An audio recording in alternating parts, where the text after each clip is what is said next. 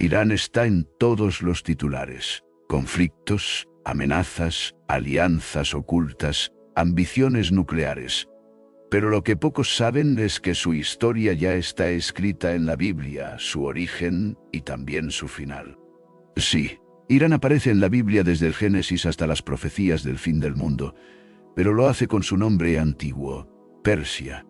Porque la Biblia no solo relata la creación de Irán, también profetiza su destino final en uno de los pasajes más oscuros y temidos del Apocalipsis. La guerra de Gog y Magog, una coalición que se levantará contra Israel en los últimos días, pero antes de ser enemiga profética. Persia fue el imperio elegido por Dios para liberar a su pueblo, reconstruir el templo y cumplir las profecías de Daniel. Quédate hasta el final, porque hoy vas a descubrir algo que muy pocos se atreven a enseñar. El verdadero papel de Irán en el plan de Dios desde el principio hasta el fin. Empecemos. Todo comienza en el libro del Génesis. Tras el diluvio, Dios da a la humanidad un nuevo comienzo y se revela cómo nació la nación de Persia. Noé y su familia fueron los únicos sobrevivientes sobre la tierra, y sus 3 hijos, Sem, Cam y Jafet, se convirtieron en los nuevos padres de las naciones. En el capítulo 10, encontramos el primer mapa de las naciones de la tierra, Ton. Leemos: estas son las generaciones de los hijos de Noé: Sem, Cam y Jafet, a quienes nacieron hijos después del diluvio. De estos se poblaron las costas, cada cual según su lengua, conforme a sus familias, en sus naciones. Este es el mapa genealógico de los hijos de Noé. Aquí se revelan los 2 patriarcas de los que nacería el imperio persa: Madai y Elam. Madai era hijo de Jafet, y de él descendieron los medos, un pueblo que habitaría las montañas del norte, en la región que hoy forma parte de Irán. Desde las montañas del norte de Irán, los descendientes de Madai comenzaron a expandirse, fundando aldeas, clanes y tribus. Eran independientes, duros montañeses, conocidos por su resistencia y su organización tribal. Madai es el antepasado directo del corazón norte del Irán antiguo. El segundo nombre es Elam, hijo de Sem. Sus descendientes, los elamitas, se asentaron al suroeste de Irán, en las fértiles tierras cercanas al Golfo Pérsico. Pero en Génesis 14 se narra la primera gran guerra internacional de la Biblia. 4 reyes del este, entre ellos Kedor-Laomer, rey de los elamitas, se alían para invadir Canaán, saquean ciudades, esclavizan pueblos y toman como prisionero a Lot, el sobrino de Abraham. Elam no era una tribu insignificante, era una potencia, y según la Biblia, fue la primera nación que atacó al pueblo de fe. Pero Abraham no se quedó de brazos cruzados. Con solo 318 siervos entrenados, persiguió a los invasores y los venció de noche, rescató a Lot, liberó a los cautivos y humilló a los reyes del oriente. Fue una victoria imposible, una victoria que no tenía lógica humana y que dejaba un mensaje claro: ningún poder del este puede prevalecer contra los que tienen el favor de Dios. Pero el pueblo de Elam no tanto. Desapareció, los siglos pasaron, generaciones nacieron y murieron, y aquellas tribus que habían sido derrotadas por Abraham crecieron en número. Los elamitas y los medos compartían el mismo suelo, el de la antigua Mesopotamia oriental. Uno al suroeste, en las llanuras fértiles de Elam; el otro en las montañas del norte, donde la crudeza forjaba el carácter de los medos. Y mientras los imperios venían y caían, una nueva fuerza se preparaba en silencio. Primero fueron clanes, después reinos y finalmente un imperio. El imperio persa. Y aunque eran naciones paganas, no estaban fuera del plan de Dios. Los profetas Isaías y Jeremías pronunciaron 2 grandes profecías sobre ellos. La primera, a través de Isaías, decía que Dios usaría a Elam y Media como instrumentos para castigar a Babilonia. Babilonia, que había destruido Jerusalén y quemado el templo, no quedaría impune, y Dios ya había decidido quién la castigaría: la unión de los pueblos de Irán. Pero la segunda profecía fue aún más sorprendente, porque Dios no solo usaría a Persia para castigar, también sería su herramienta de liberación. Dios anunció por boca del profeta Isaías que un rey pagano de Persia, aún no nacido, sería su instrumento para liberar al pueblo de Israel del exilio, ordenar la reconstrucción del templo en Jerusalén. Isaías lo llamó por su nombre más de 150 años antes de que naciera. Así dice Jehová a su ungido, a Ciro. Y ambas profecías se cumplieron con una exactitud aterradora. En el siglo A.N.C., el primer rey de los medos de Yoces unificó las tribus de Elam y Madai, fundando la primera capital imperial en territorio iraní, Ecbatana. Su nieto Cixares daría el siguiente gran paso: reformar el ejército y convertirlo en una maquinaria de guerra para destruir a Nínive, la capital del imperio asirio, uno de los enemigos más brutales de Israel. La profecía comenzaba a cumplirse. Dios estaba levantando a Persia desde dentro como instrumento de juicio y redención.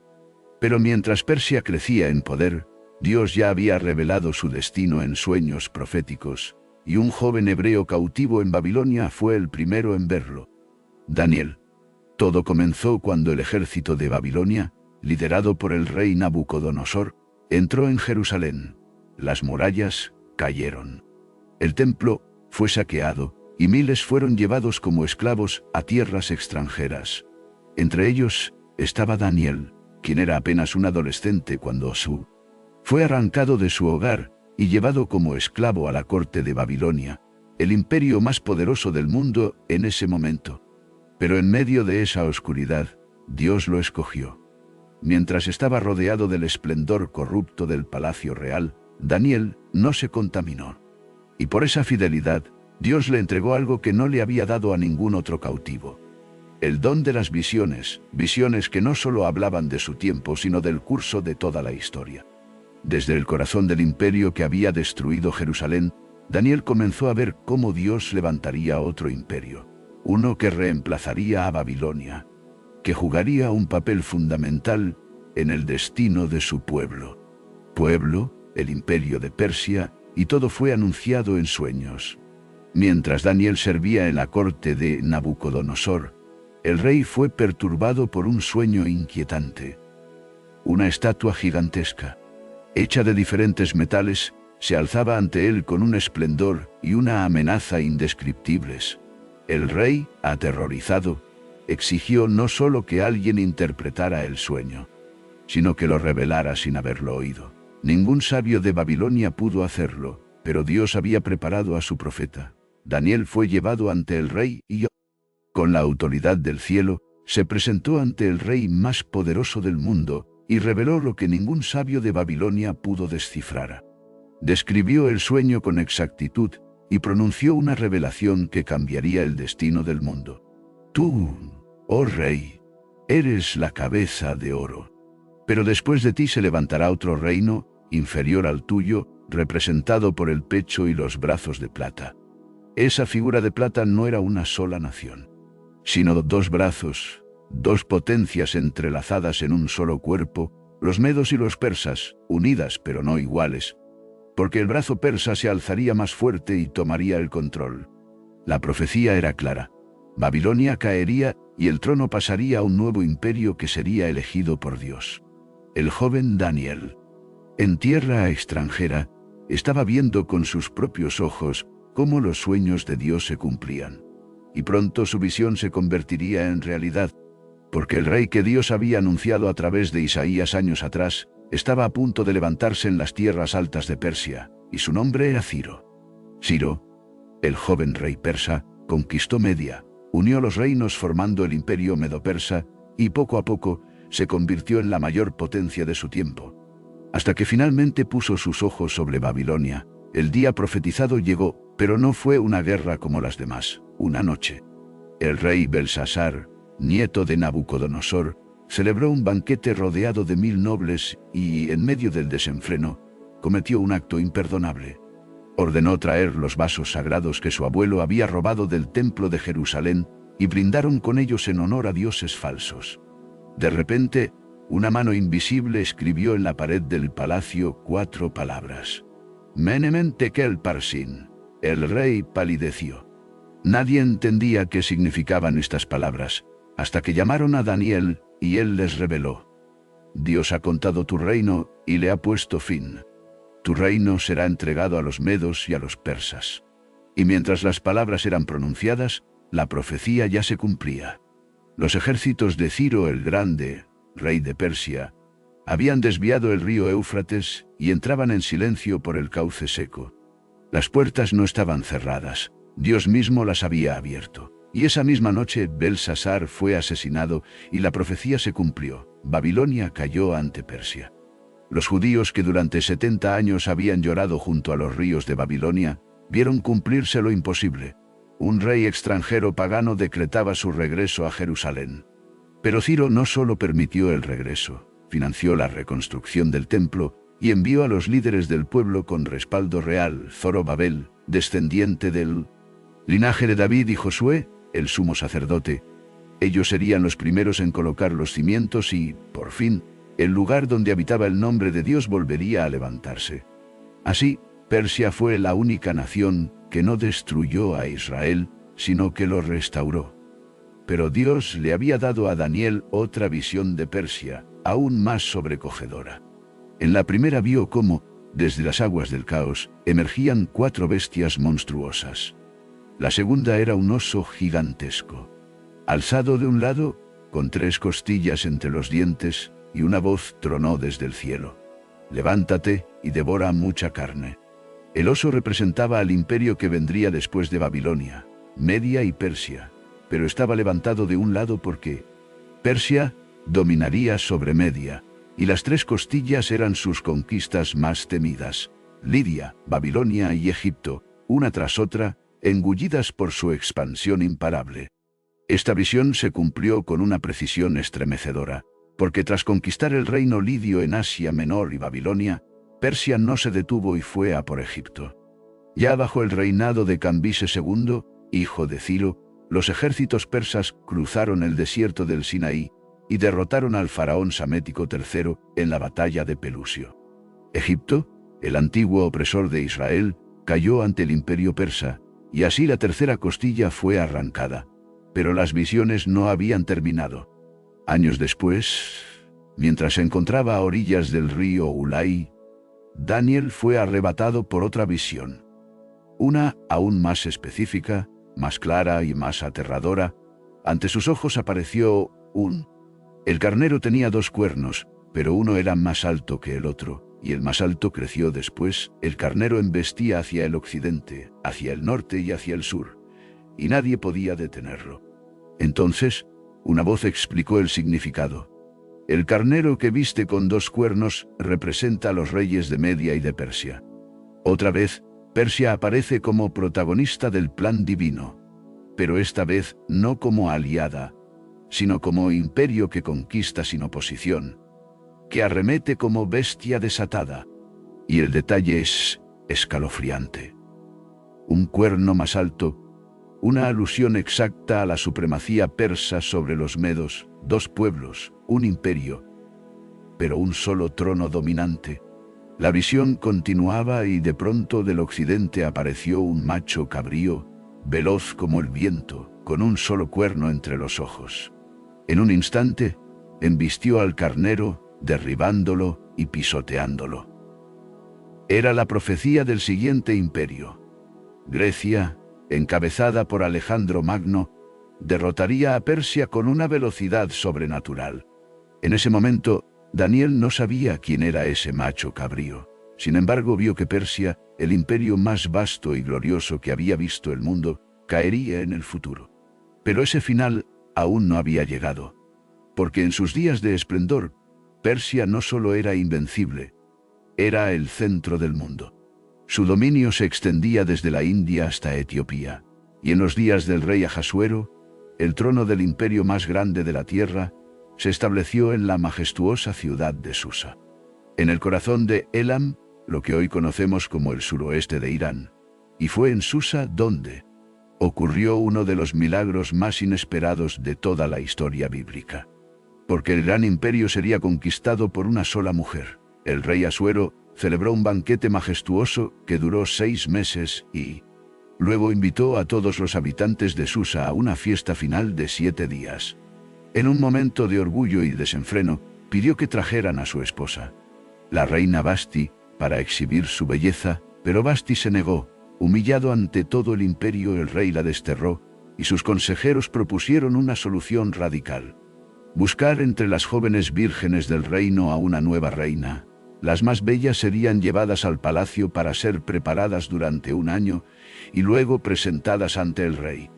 Una de esas jóvenes era Hadasá, pero nadie la conocía por ese nombre. Era huérfana y había nacido entre los judíos deportados. Su primo Mardoqueo la había criado en secreto, y en el palacio recibió otro nombre: Ester. Ester fue elegida por el rey y, sin saber que era judía, Asuero la coronó reina de Persia. Mientras tanto, en las sombras del palacio se levantó un enemigo mortal: Amán, descendiente de los amalecitas, el antiguo enemigo de Israel. Amán fue ascendido a la más alta posición después del rey, y cuando todos debían inclinarse ante él, Mardoqueo, primo de Ester, se negó. Arrogante y vengativo, Amán no quiso solo vengarse de Mardoqueo, sino exterminar a todo su pueblo, y lo que pudo haber sido una venganza personal se convirtió en genocidio. Amán convenció al rey de que había un pueblo extraño esparcido por el reino, con leyes diferentes, que no obedecían los decretos del imperio, y propuso exterminarlos. Convenció al rey con mentiras y selló con su anillo un decreto de muerte. En menos de un año, todo judío en Persia debía morir: hombres, mujeres y niños. El caos se extendió entre los judíos y Mardoqueo envió un mensaje urgente a Ester para alertarla. Cuando Ester se enteró del decreto, no supo cómo actuar para salvar a los suyos. Debía entrar al rey sin ser llamada.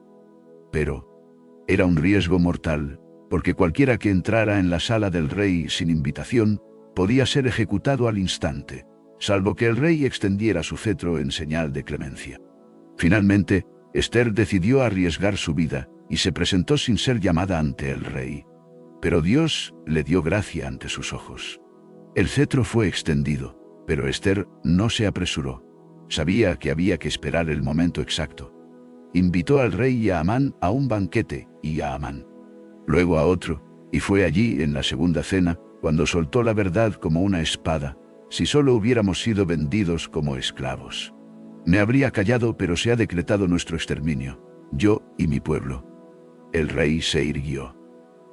¿Quién ha hecho tal cosa? Ese enemigo es este perverso Amán. El rostro del rey se tornó en furia. Amán cayó de rodillas suplicando por su vida, pero ya era tarde. En la misma horca que había mandado construir para Mardoqueo, fue colgado Amán. Pero el peligro no había pasado. El edicto aún seguía vigente, porque la ley de Persia no podía ser revocada. Entonces, Ester y Mardoqueo propusieron algo más audaz: un nuevo decreto. El rey lo firmó y así, en todas las provincias, los judíos recibieron el derecho a defenderse. El día que estaba destinado a ser su fin, se convirtió en el día de su victoria, y el imperio persa se convirtió, sin saberlo, en refugio, trono y escudo para el pueblo de Dios. Después del milagro de Ester en Susa, Persia pareció alejarse de la escena principal de las escrituras. Los siglos pasaron, los imperios cambiaron y Roma ocupó el lugar de dominio. Pero el silencio de Persia no significaba su ausencia, porque siglos después, cuando el mundo esperaba en silencio la llegada del Mesías, Persia volvió a aparecer. En el Evangelio de Mateo leemos un pasaje que ha sido repetido millones de veces, pero pocas veces comprendido en su profundidad. Unos magos vinieron del oriente a Jerusalén diciendo: ¿dónde está el rey de los judíos que ha nacido? Porque su estrella hemos visto en el oriente y venimos a adorarle. ¿Quiénes eran estos magos y por qué vinieron desde tan lejos? Solo por una señal. La palabra utilizada, magos, del griego magoi, hace referencia a sabios, astrónomos y sacerdotes provenientes de Oriente. Y aunque el texto no menciona directamente su nacionalidad, todo indica que venían de las antiguas tierras del imperio medo-persa, es decir, de la región que hoy conocemos como Irán. Los magos formaban parte de una casta religiosa muy influyente en Persia, conocidos por su conocimiento de los astros, las escrituras antiguas y las profecías. Heredadas no eran reyes, pero eran hombres de ciencia, autoridad y sabiduría espiritual.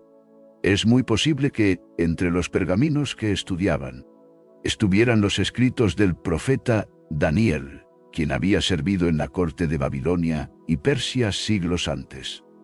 Daniel no solo interpretó sueños en la corte del rey Nabucodonosor, sino que también profetizó la llegada del Mesías con una precisión matemática. En Daniel 9, desde la salida de la orden para restaurar y edificar Jerusalén hasta el Mesías príncipe, habrá 7 semanas y 62 semanas, si estos sabios conocían las visiones de Daniel.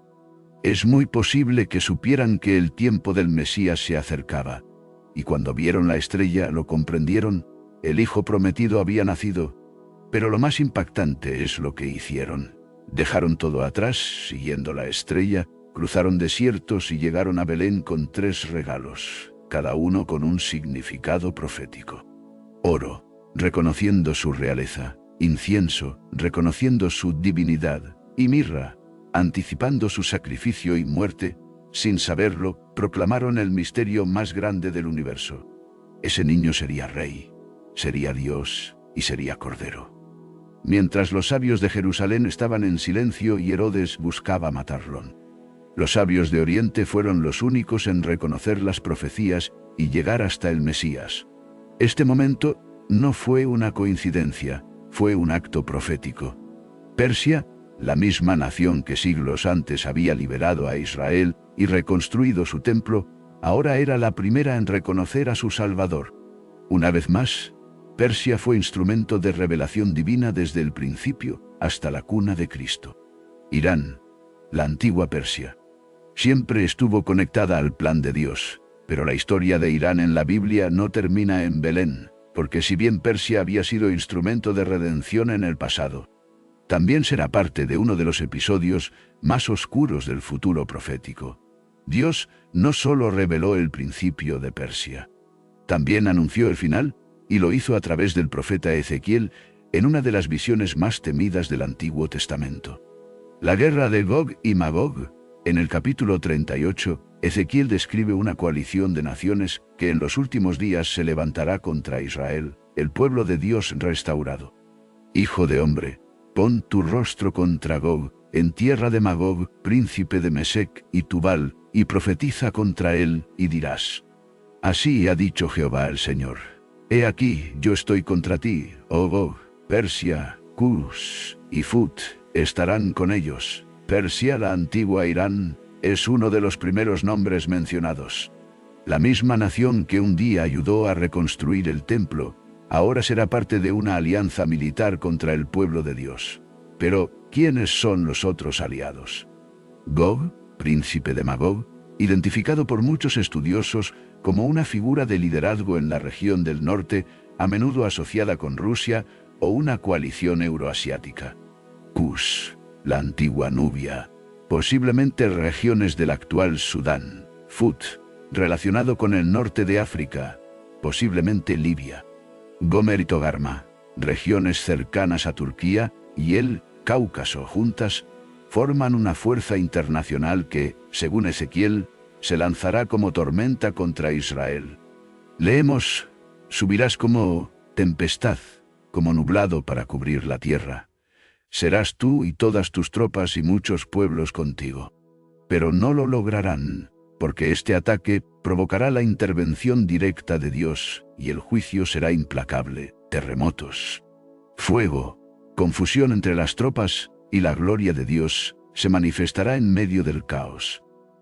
Está escrito: y seré engrandecido, santificado, y seré conocido ante muchos pueblos, y sabrán que yo soy Jehová. Y así, Persia pasará de ser redentora a ser juzgada. No porque Dios la haya olvidado, sino porque una vez más se levantará contra su voluntad y su pueblo. Persia, como pocas naciones en la Biblia, ha recorrido todo el arco de la historia sagrada, desde su creación en el Génesis, su rol en el exilio, hasta su alianza profética en la guerra final. Pero, ¿qué dice la Biblia sobre su destino final? ¿Será destruida para siempre? ¿Tendrá una oportunidad de redención? La respuesta está oculta entre líneas y Molior. Es más compleja y más poderosa de lo que muchos imaginan. Después de describir el juicio de Gog y Magog en Ezequiel 38 y 39, el texto revela una escena devastadora. El ejército que se levanta contra Israel será destruido con fuego del cielo. Los cadáveres cubrirán los campos. Las armas serán quemadas por 7 años. Y el nombre de Gog quedará asociado para siempre al juicio divino. Persia, como parte de esa coalición, no escapará del castigo. Pero aquí ocurre algo desconcertante, porque el profeta Jeremías ya lo había anunciado siglos antes en un pasaje casi olvidado. Aconteció palabra de Jehová al profeta Jeremías acerca de Elam. Yo quebraré el arco de Elam, parte principal de su fortaleza. Pero acontecerá en los postreros días que haré volver a los cautivos de Elam, dice Jehová. Es una profecía dual. Primero vendrá el juicio, pero luego leemos una promesa inesperada. En los postreros días restauraré a Elam. Este pasaje lo cambia todo, porque aunque Irán se alce contra Israel en el fin de los tiempos, aunque participe en el ataque final que provocará la ira de Dios, su historia no termina entre las ruinas. Dios, aún en el juicio, deja abierta la posibilidad de redención. El Irán que hoy vemos en los titulares, agresivo, desafiante, rodeado de oscuras alianzas, también será parte de un mundo restaurado. La historia bíblica de Persia es un espejo de la humanidad redimida, caída, juzgada y restaurada por gracia, y por eso el destino final de Irán, según la Biblia, es una advertencia para los imperios que desafían a Dios. Pero también una promesa para aquellos que se arrepientan, porque está escrito que en los días finales las naciones subirán a Jerusalén para adorar al Rey, al Señor de los ejércitos. Y acontecerá que todos los que sobrevivieren de las naciones que vinieron contra Jerusalén subirán de año en año para adorar al Rey y para celebrar la fiesta de los tabernáculos. Quizás entre esas naciones esté Elam, quizás Irán, aquel que fue redentor, enemigo y juzgado, también será testigo de la gloria restaurada porque en el corazón de Dios aún hay lugar para los que regresan. Desde las primeras páginas del Génesis hasta las visiones estremecedoras del Apocalipsis, Persia ha estado ahí cuando la humanidad resurgía de las aguas del diluvio. Dios nombró a Elam y a Madai, sembrando en silencio la semilla de un imperio que aún no existía.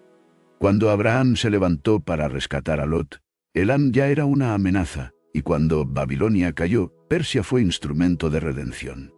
Cuando el templo fue reconstruido, fue un rey persa quien lo financió, y cuando el Mesías nació, fueron los sabios del Oriente, hombres de Persia, los primeros en reconocerlo. Pero cuando los últimos días se acerquen, y las naciones se levanten como sombra contra Israel, Persia volverá a estar presente, pero esta vez del lado oscuro de la profecía, porque está escrito: Persia, Cus y Fut estarán con ellos, una coalición contra el pueblo restaurado de Dios. Pero ni siquiera entonces se cierra el libro. La Escritura no cierra la puerta, y un día las naciones subirán a Jerusalén a celebrar al Rey. Y si Persia vuelve su rostro a Dios, su historia no terminará en cenizas sino en gloria. Y ahora, después de todo lo que has escuchado, te pregunto a ti: ¿crees que Irán está cumpliendo hoy su papel profético? Vivimos tiempos donde las profecías se activan en silencio, y lo que parecía antiguo está más vivo que nunca. ¿Y tú, en qué parte de esta historia crees que estamos? ¿Ves señales de estas profecías? En los titulares de hoy. Deja un comentario en la caja de comentarios. Si quieres que sigamos explorando cómo los acontecimientos actuales están conectados con las profecías bíblicas.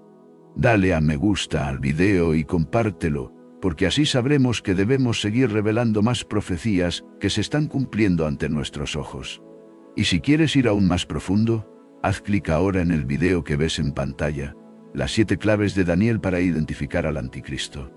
Porque Daniel dejó escritas las señales que desvelamos en este vídeo.